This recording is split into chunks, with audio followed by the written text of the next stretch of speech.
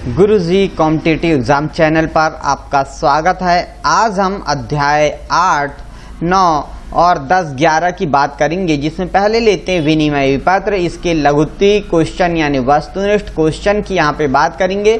और आप जानते हैं कि यहाँ से वस्तुनिष्ठ क्वेश्चन नहीं पूछे जाने वाले हैं। अध्याय 8 से विनिमय विपत्र से आपको यहाँ पर 2 अंक 3 अंक के क्वेश्चन तैयार करने होंगे। तो ले चलता हूँ सीधे अध्याय 9 की ओर, जहाँ पर वित्तीय विवरण फर्स्ट जो है हमारा, यहाँ से 5 विकल्प के क्वेश्चन पूछे जाएंगे। और विकल्प पर सीधे ले चलता हूँ मैं सत्य असत्य पर। और सत्य असत्य में पहला क्वेश्चन ये रहा आपके सामने कि अंतिम खाते सामान्यतः वर्ष के अंत में तैयार किए जाते हैं, एकदम सत्य है। दूसरा है यहाँ पर बेचे गए माल की लागत में बिक्री व्यय भी शामिल होते हैं, यह असत्य है, विक्रय व्यय शामिल नहीं होते हैं। और आर्थिक चिट्ठा दोहरा लेखा प्रणाली पर आधारित है। जो आर्थिक चिट्ठा होता है वो दोहरा लेखा प्रणाली पर ही आधारित होता है, सत्य है। चौथा, आर्थिक चिट्ठा में सभी खातों का शेष शामिल है, तो ये असत्य है, सभी खातों का शेष शामिल नहीं होता है, नाम मात्र के खाते को हम नहीं लिखते हैं।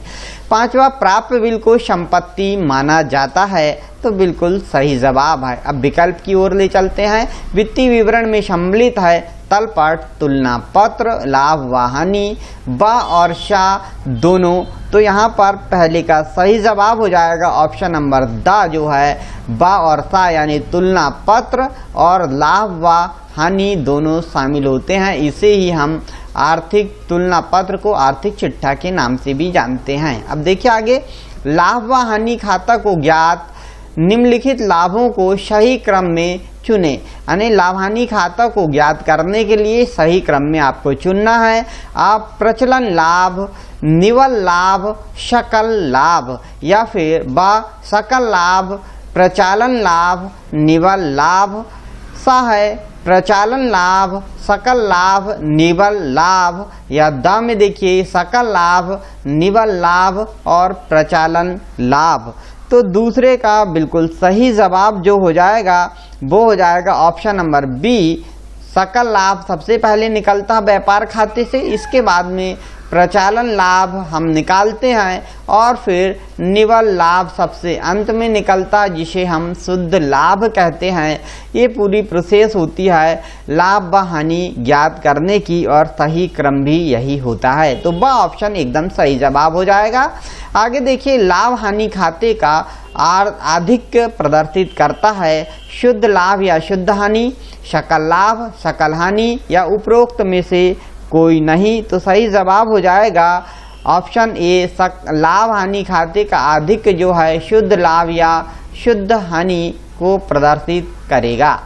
आगे देखिए, व्यापार खाते से ज्ञात होता है सकल लाभ, शुद्ध लाभ, सकल हानि, आ और शा दोनों, तो जो व्यापार खाता होता है उससे हमें सकल लाभ प्राप्त होता है। इसी प्रकार आहरण को घटाया जाता है विक्रय में से, बाह्य वापसी में से, क्रय में से या पूंजी में से। तो आप बैलेंस शीट जब बनाते हैं तब आपको ये मालूम होगा कि हम पूंजी में से इसे घटा देते हैं, यानी द ऑप्शन सही हो जाएगा। छठवां है, विक्रय ज्ञात कर सकते हैं वस्तु की लागत धन सकल लाभ से, वस्तु की लागत धन सकल हानि से, सकल लाभ माइनस वस्तु की लागत से, या उपरोक्त में से कोई नहीं। तो 6 का सही जवाब जो हो जाएगा ऑप्शन नंबर फर्स्ट, जो है वस्तु की लागत में यदि लाभ जोड़ देते हैं तो विक्रय कितने का हुआ ये हमें पता चल जाता है, यानी आ ऑप्शन एकदम सही जवाब हो जाएगा। 7वां है, अप्रत्यक्ष व्यय है आंतरिक गाड़ी भाड़ा है, बाहरी गाड़ी भाड़ा है, चुंगी कर है, या कारखाना व्यय है। तो आपको बताना है 7 का सही जवाब कि अप्रत्यक्ष व्यय जो होता है वो बाहरी गाड़ी भाड़ा होता है, आंतरिक गाड़ी भाड़ा व्यापार खाते से यानी प्रत्यक्ष व्यय है, चुंगी कर प्रत्यक्ष व्यय होता है, कारखाना व्यय प्रत्यक्ष व्यय होता है। आगे देखिए, स्टॉक एवं विनियोग उदाहरण हैं स्थायी पूंजी के, कार्यशील पूंजी के, अस्थायी पूंजी के, उपरोक्त में से कोई नहीं। तो 8 का सही जवाब हो जाएगा आपके पास कार्यशील पूंजी के, यानी ब ऑप्शन जो है बिल्कुल सही जवाब हो जाएगा। ये उदाहरण कार्यशील पूंजी के होते हैं। क्योंकि इन्हें 1 वर्ष के अंदर रोकड़ में परिवर्तित किया जा सकता है। 9वां, एक तिथि विशेष पर संपत्ति एवं दायित्व का सारांश है, उसे हम तलपट कहते हैं, लाभानी खाता कहते हैं, आर्थिक चिट्ठा कहते हैं या व्यापार खाता कहते हैं। तो 9 का सही जवाब हो जाएगा, उसे हम आर्थिक चिट्ठे के नाम से जानते हैं, बैलेंस शीट के नाम से जानते हैं। वित्तीय विवरण में शामिल है केवल तलपट, केवल व्यापार खाता, केवल लाभानी खाता, व्यापार खाता एवं लाभानी खाता दोनों। तो 10 का सही जवाब हो जाएगा यहाँ पर ऑप्शन द, व्यापार खाता एवं लाभानी खाता ये दोनों शामिल होता है और साथ में इसके बैलेंस शीट भी शामिल किया जाता है, तो उसे हम वित्तीय विवरण के नाम से जानते हैं। लेकिन ऑप्शन में बैलेंस शीट नहीं दिया है, लेकिन 2 चीज़ दी गई है, इसलिए उन्हें ही हम सही करेंगे। रिक्त स्थान की पूर्ति पर आइए और यहाँ पर सकल लाभ का अंतरण खालिस्तान खाते में किया जाता है।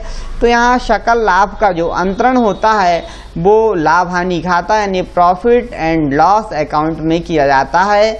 लेनदार व्यापार के लिए खालिस्तान होते हैं, तो लेनदार जो होते हैं वो दायित्व होते हैं, लायबिलिटीज होते हैं। रोकड़ खालिस्तान संपत्ति का एक रूप है, तो रोकड़ जो है वो एक तरल यानी लिक्विड असेट्स संपत्ति मानी जाती है, तरल संपत्ति मानी जाती है। शुद्ध हानि को खालिस्तान में से घटाया जाता है, तो शुद्ध जो हानि होती है उसे पूंजी यानी कैपिटल से घटाया जाता है, और प्रॉफिट यदि होता है, लाभ होता है, तो पूंजी में जोड़ दिया जाता है, ये भी आपको याद रखना है। 5वां, तुलन पत्र खालिस्तान प्रदर्शित करने हेतु बनाया जाता है, तो 5 का सही जवाब हो जाएगा आर्थिक स्थिति प्रदर्शित करने के लिए तुलन पत्र तैयार किया जाता है।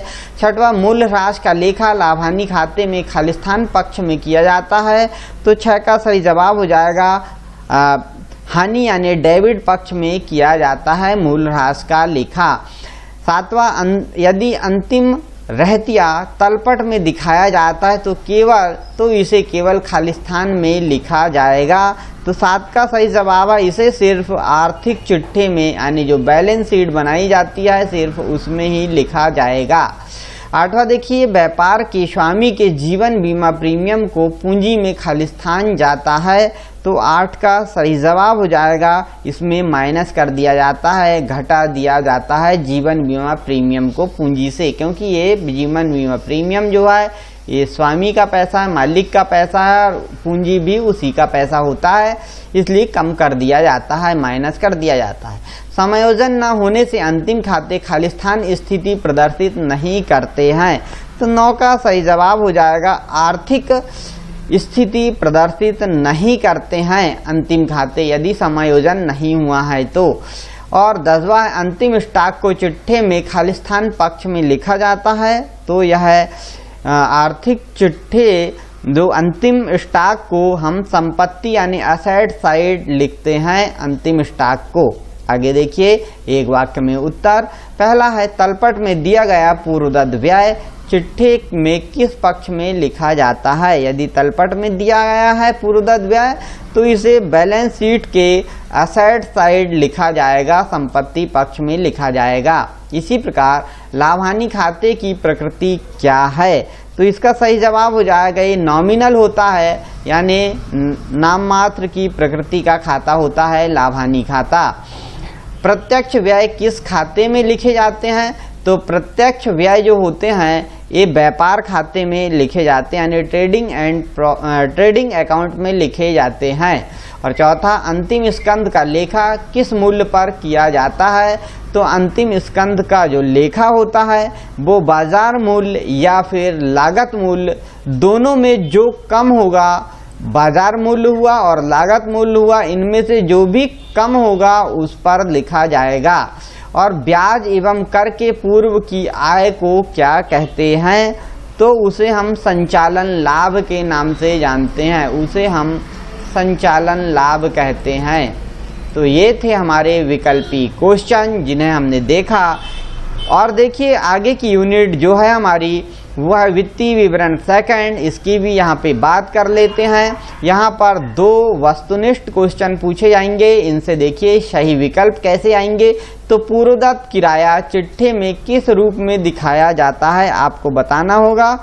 तो यहाँ ऑप्शन आ चालू दायित्व, ब स्थायी संपत्ति, सा चालू संपत्ति या आय। तो यहाँ पहले का सही जवाब हो जाएगा ऑप्शन बी, स्थायी संपत्ति के रूप में दिखाया जाता है।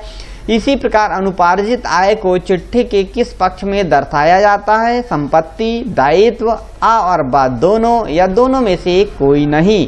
तो यहाँ पर सही जवाब हो जाएगा दायित्व पक्ष में अनुपार्जित आय को दिखाया जाता है। डूबत ऋण का संबंध होता है देनदार से, स्टॉक से, लेनदार से, इनमें से कोई नहीं। तो तीसरे का सही जवाब हो जाएगा डूबत ऋण का संबंध जो होता है वो देनदार से होता है। तो सही जवाब ऑप्शन ए हो जाएगा। इसी प्रकार समायोजन का लेखा होना चाहिए एक स्थान पर, 3 स्थान पर, 2 स्थान पर या 4 स्थान पर।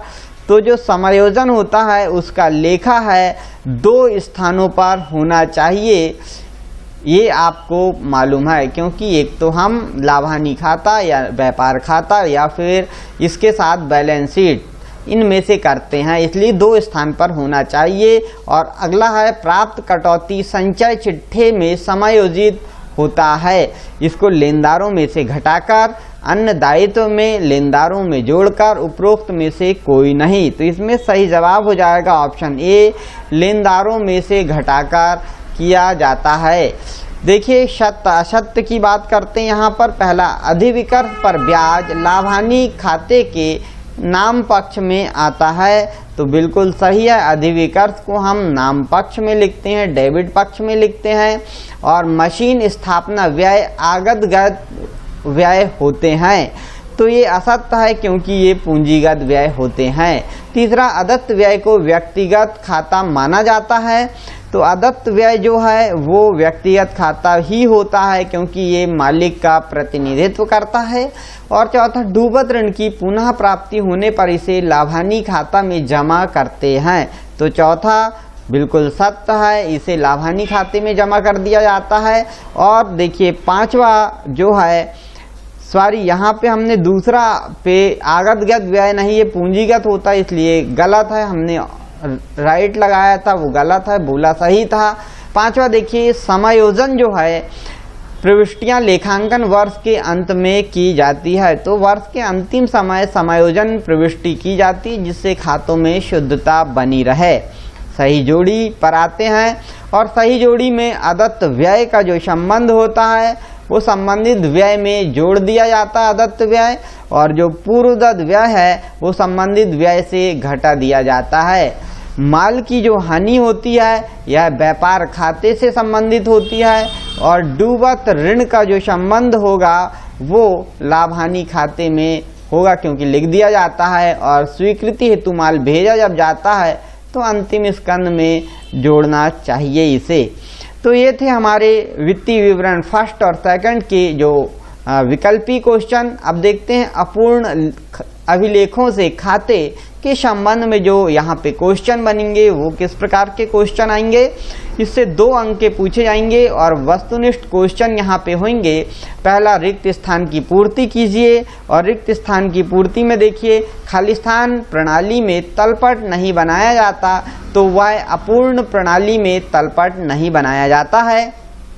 दूसरा नंबर, इकहरा लेखा प्रणाली में खालिस्तान खातों को महत्व दिया जाता है, तो यहाँ पर व्यक्तिगत जो खाते होते हैं उनको महत्व दिया जाता है।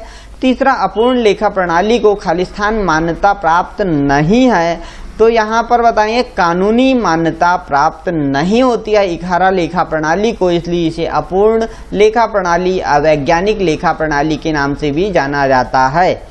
चौथा, इकहरा लेखा प्रणाली में खालिस्तान शुद्धता की जांच नहीं की जा सकती है, तो गणितीय शुद्धता की जांच नहीं की जा सकती है। पांचवा, इकहरा लेखा प्रणाली में प्रलेखों का रख रखाव खालिस्तान होता है। यहाँ आपको बताना है इकहरा लेखा प्रणाली में प्रलेखों का रख रखाव सरल हो जाता है, यहाँ पर सरल होता है, सरलता से रख लिया जाता है। और अपूर्ण लेखा प्रणाली खालिस्तान प्रणाली है, तो यह एक अवैज्ञानिक प्रणाली है, मिश्रित प्रणाली है, ये सभी नामों से जानी जाती है।